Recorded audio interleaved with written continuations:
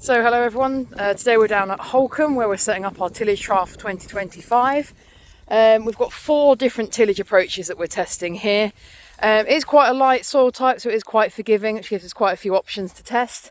We've got a strip till machine that's come in, so Cavern and Colty strips come in and left us with, you can quite clearly see the tilled and non-tilled strips. It's looking quite nice. Still a little bit of moisture left there as well, ready for drilling. Drill's going to come in straight behind us, and obviously this undisturbed part in the middle, so that's looking quite good. Be interesting to see how that comes across. We've got 18-metre strips here, so there is a fair bit of walking to do between to show you what each different one looks like. So then we're into the carrier, so we've run the carrier over at 5 centimetres, basically just to really disturb that top bit of the soil. The guys over there, you can see orange dots gas metting in the distance, they're measuring CO2 emissions.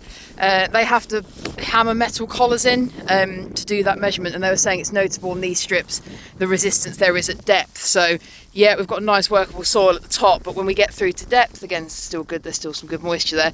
Obviously it's a lot firmer because the carrier hasn't touched that at depth. So interesting, particularly for beet, where we do have a deep rooting taproot. To see whether that is a restriction to the plant. Again, being quite a light, amenable soil type, won't necessarily cause as much of a problem as it might on a heavier soil. That takes us into the farm standard. So Holcombe standard cultivation is using an all-rounder. So again, working to a bit of a greater depth this time. We had it set to 20 centimetres. A lot more friable. At depth, you can really tell when we get in there. Again, on the surface they all look quite similar, but obviously this has done a lot more work at depth, and this is their on-farm standard. They're pretty successful using the all-rounder. It's a pretty reliable bit of kit, so that's our control comparison, what we'll be comparing to. And then finally, just as something a little bit more robust, something they don't tend to do at Holcombe because they don't have any sort of issues with compaction at depth or a heavier soil.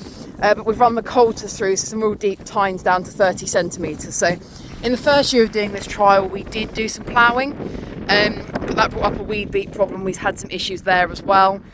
So actually, as a middle ground, so some sort of still making sure we're working to depth, we've used the coulters instead rather than going straight in ploughing.